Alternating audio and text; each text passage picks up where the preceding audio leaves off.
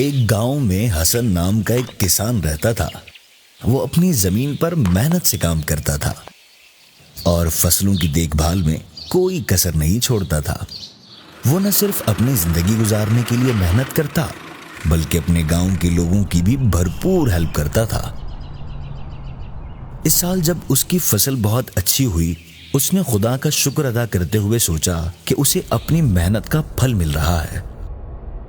اس خیال کے ساتھ اس کے دل میں ایک سوال آیا، میرے لیے یہ سب کچھ اللہ کی دین ہے، کیا اس کا شکر ادا کرنے کا کوئی طریقہ بھی ہے؟ اس وقت ایک عالم دین جو ایک نیک اور علم والے شخص تھے اس کے پاس آئے۔ حسن نے موقع ضائع کیے بغیر ان سے سوال کیا، امام صاحب آپ سے کچھ پوچھنا تھا۔ جی پوچھیے۔ حضور اس سال میری فصل بہت اچھی ہوئی ہے۔ ماشاءاللہ ماشاءاللہ۔ حضور اس فصل پر میرے لیے کیا ذمہ داری ہے؟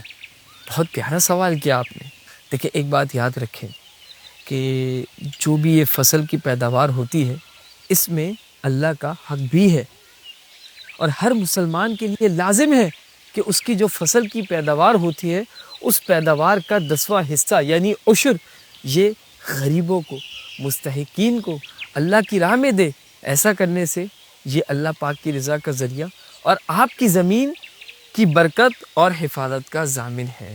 ماشاءاللہ ماشاءاللہ۔ حدیث نبوی صلی اللہ علیہ وسلم ہے، جس زمین کو آسمان یا چشموں نے سیراب کیا یا عشری ہو یعنی نہر کے پانی سے اسے سیراب کرتے ہو اس میں عشر ہے، اور جس زمین کے سیراب کرنے کے لیے جانور پر پانی لاد کر لاتے ہو اس میں نصف عشر یعنی 20واں حصہ۔ ایک اور جگہ حضور صلی اللہ علیہ وسلم فرماتے ہیں کہ ہر اس شے میں جسے زمین نے نکالا عشر یا نصف عشر ہے۔ اگر آپ ایسا کریں گے تو اللہ پاک اپنے فضل سے آپ کو مزید عطا فرمائے۔ آمین آمین، انشاءاللہ بالکل ضرور کروں گا۔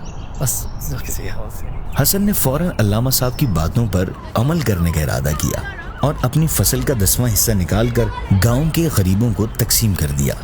اس کا دل سکون سے بھر گیا اور اسے لگا کہ جیسے اس نے نہ صرف اپنی فصل کی برکتوں کا شکر ادا کیا، گاؤں کے لوگ حسن کی سخاوت اور دیانتداری کی مثال دینے لگے۔ فصل کے بعد کی خوشحالی نے اسے نہ صرف مالی طور پر مضبوط کیا بلکہ روحانی سکون بھی عطا فرمایا۔ اللہ پاک فرماتا ہے، ترجمہ، کھیتی کٹنے کے دن اس کا حق ادا کرو۔